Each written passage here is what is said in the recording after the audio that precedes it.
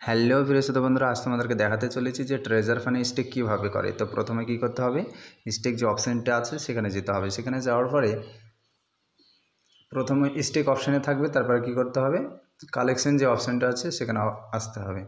এখানে আসার পরে তোমার যে আগের ডলারগুলো ছিল সেগুলো এখানে শো করবে। দেখো আমার আগের $1518 ছিল, তো সেই ডলারগুলো দিয়ে স্টেক করব। আর যেটা গ্যাস ফি কাটবে সেটা তোমাদেরকে শো করবে। দেখো স্টেকে হাত দিতে হবে। স্টেকে হাত দেওয়ার পরে দেখো এখানে গ্যাস ফি চাইছে 4000, আর আমার যেটা ডলার ছিল আগের ইউএসডিটি সেটা এখানে শো করছে।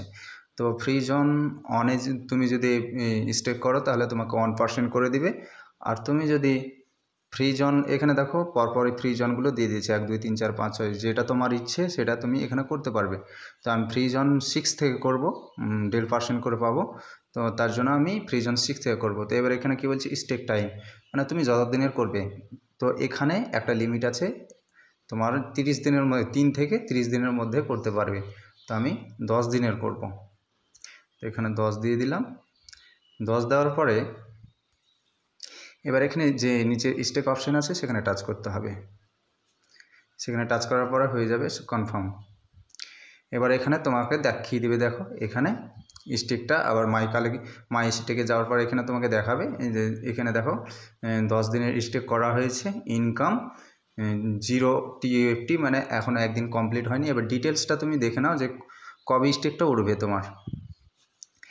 এবার এখানে দেখো বলছে যে তোমার 2 তারিখ 6 মাস 2025 8টা 47 তোমার স্টেকের মানে টাইমটা শেষ হবে।